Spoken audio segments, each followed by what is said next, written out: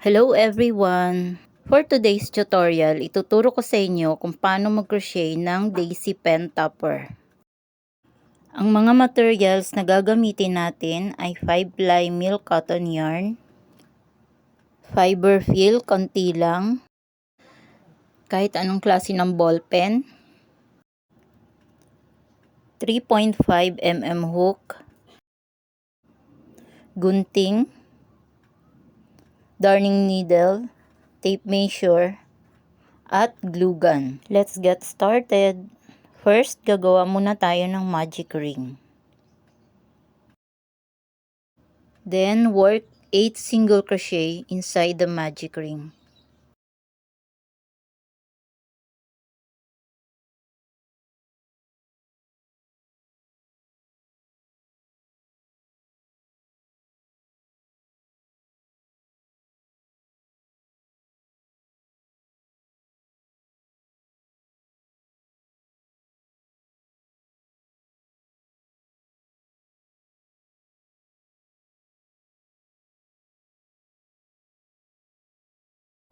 After 8 single crochet, close the ring and slip stitch into the first single crochet.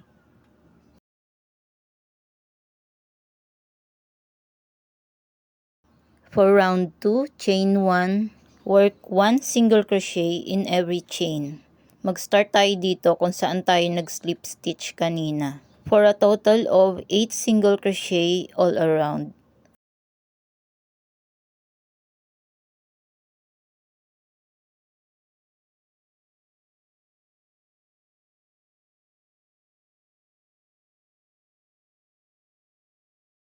After 8 single crochet, slip stitch into the first single crochet. For round 3, chain 1, work 2 single crochet into the same chain.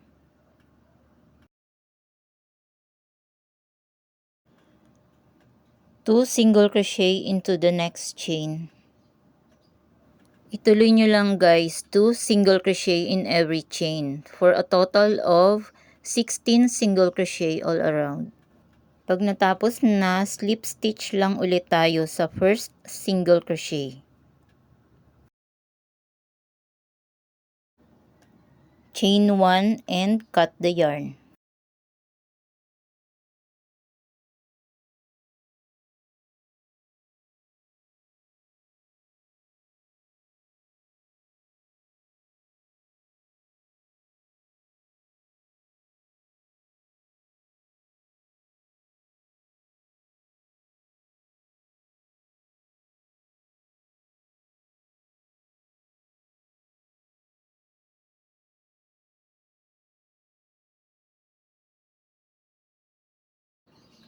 Para naman sa green yarn, magic ring ulit.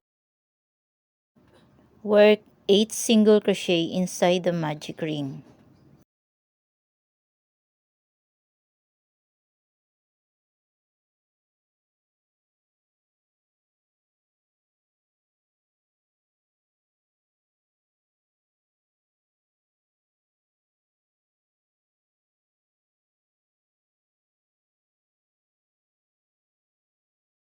Close the ring and slip stitch into the first single crochet.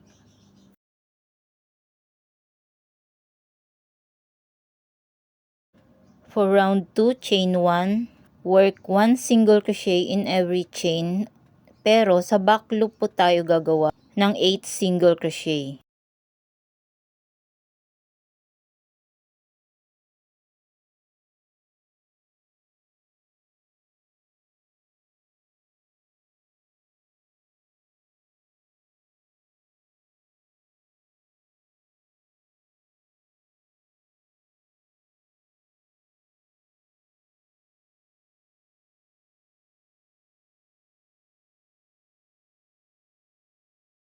After 8 single crochet, slip stitch into the first single crochet.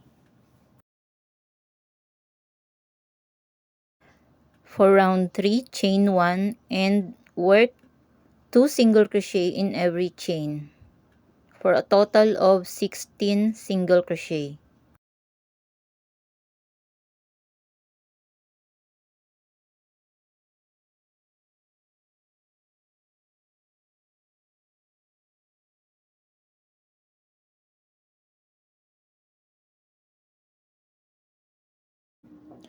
Tapos mag-slip stitch lang po tayo sa first single crochet.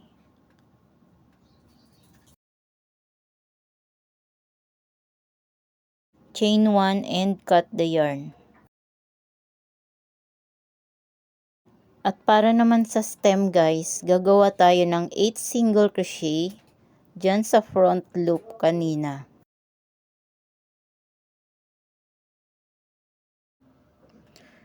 Attach lang natin yung green yarn and then chain 1.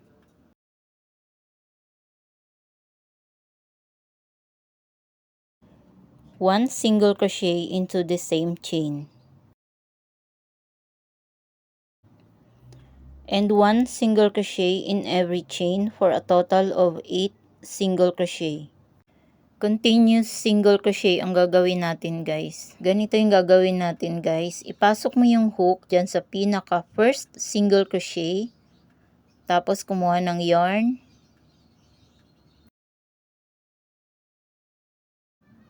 Tapos kumuha ulit ng yarn at ipasok sa dalawang hook.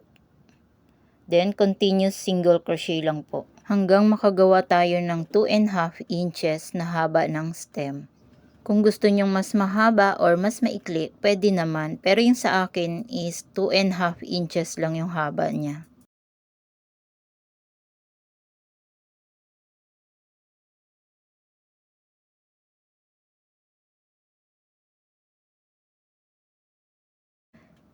Ayan, 2.5 inches na siya guys.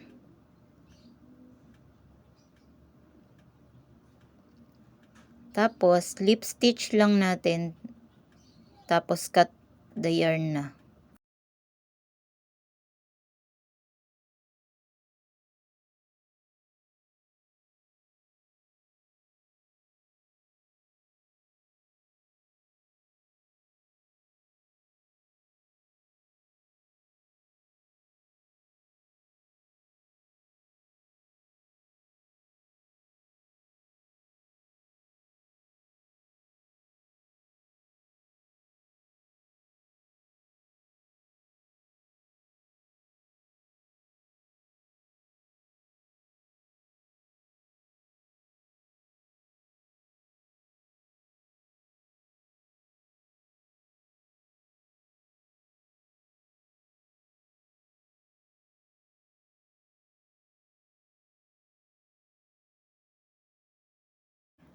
At para naman sa petals, touch lang natin yung white yarn.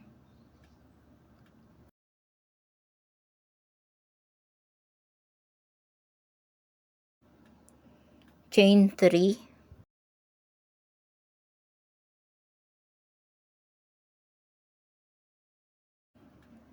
And work 2 double crochet into the next chain.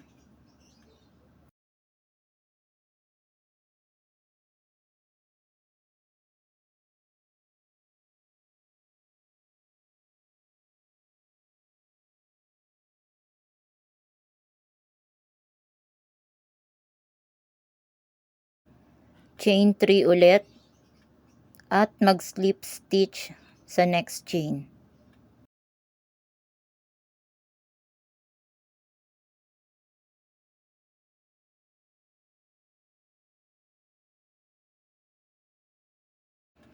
Chain 3 ulit. Work 2 double crochet into the next chain.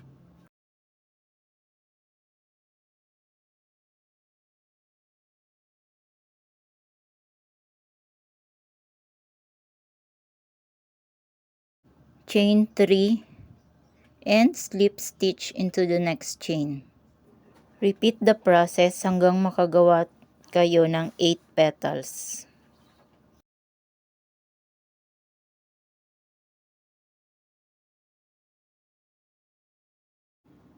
Bago natin tapusin yung last petal, lagyan muna natin ng fiber fill.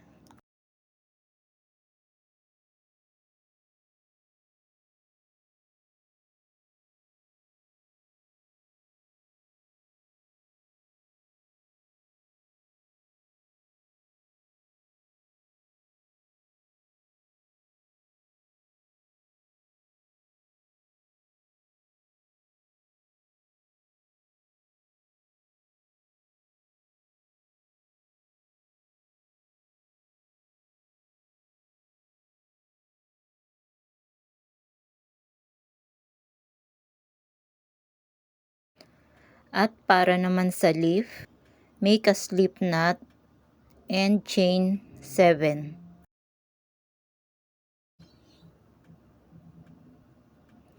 1, 2, 3, 4, 5, 6, 7.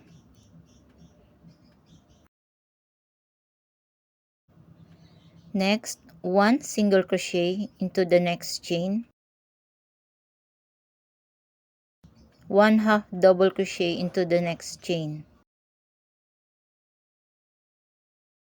2 double crochet into the next 2 chains,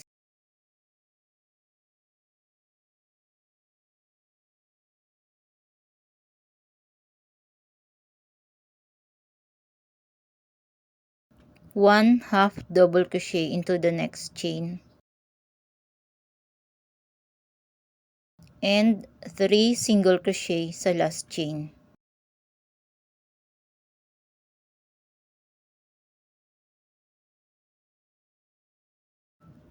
Next, half double crochet into the next chain, 2 double crochet into the next 2 chains,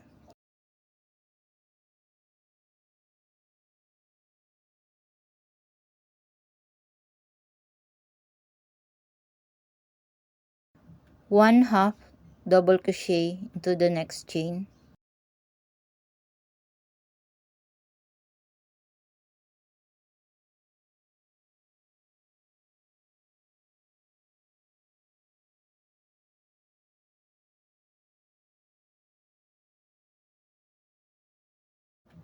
and 1 single crochet sa last chain.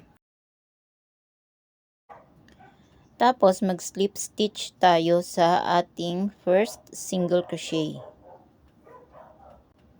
Then chain 1, work 1 single crochet into the same chain, chain 2, slip stitch into the first single crochet,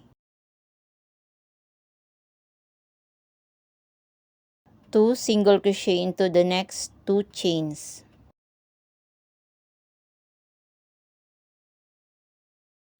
chain 2, and slip stitch ulit sa single crochet,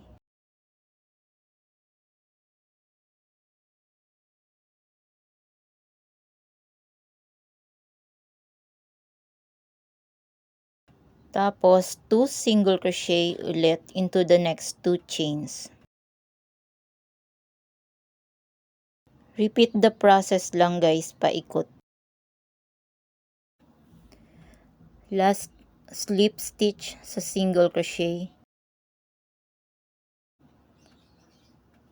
1 single crochet into the next, and slip stitch sa gitna.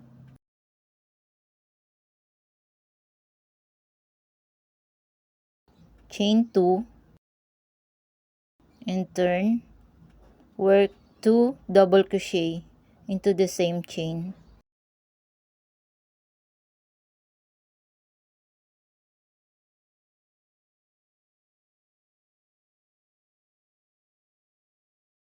chain 2, and slip stitch into the same chain, chain 1, and cut the yarn.